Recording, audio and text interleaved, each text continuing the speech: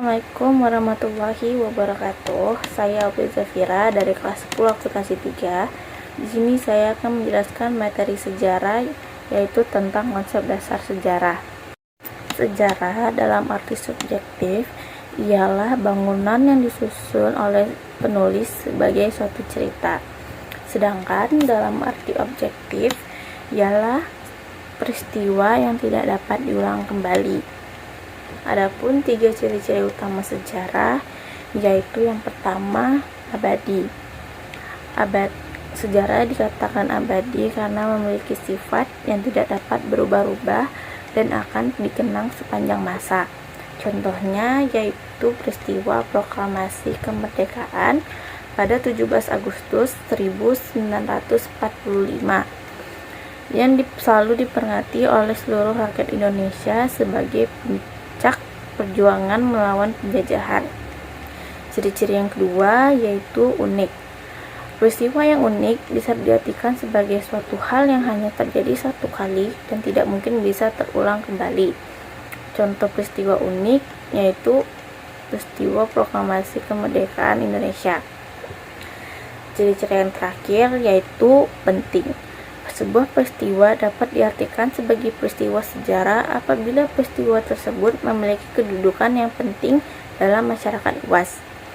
Adapun pengertian sejarah menurut para ahli yaitu yang pertama, menurut Jebang. Menurutnya, sejarah merupakan sebuah kejadian atau peristiwa masa lalu dan sarana untuk memahami perilaku masa lalu, masa sekarang, dan masa yang akan datang. Yang kedua yaitu menurut Robin Wings. Menurutnya, sejarah merupakan studi tentang manusia dalam kehidupan masyarakat. Yang ketiga yaitu menurut Sir Charles Fitch.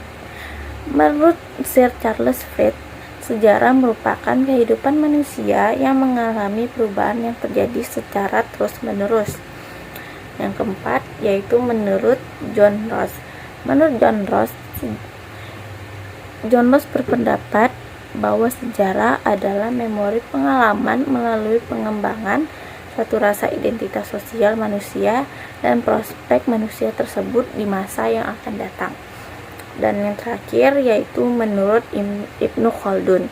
Menurut Ibnu Khaldun, sejarah merupakan catatan tentang masyarakat umat manusia atau peradaban dunia dan tentang perubahan yang terjadi pada watak masyarakat.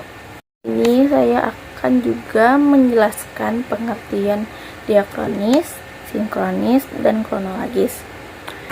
Diakronis adalah konsep mempelajari sejarah berdasarkan urutan waktu kejadian sejarah tersebut sesuai urutan kronologi peristiwa itu terjadi. Contoh dari diakronis yaitu kronologi pertemuan Ambarawa pada 20 Oktober sampai 15 Desember 1945. Yang kedua yaitu sinkronis. Sinkronis adalah cara berpikir yang luas namun memiliki keterbatasan dalam waktu.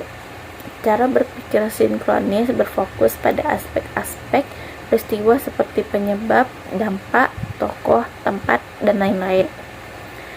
Jadi sinkronis itu berarti berusaha menceritakan kejadian secara lebih mendalam. Dan yang terakhir yaitu kronologis. Kronologis adalah ilmu bantu yang mempelajari urutan waktu dan peristiwa secara kronologi, digunakan untuk menyusun peristiwa sejarah secara berkesinambungan sehingga lebih mudah untuk dipahami dan dipelajari lebih dalam. Sekian penjelasan materi sejarah tentang konsep dasar sejarah dari saya, Aulia Zafira. Sekian dan terima kasih. Assalamualaikum warahmatullahi wabarakatuh.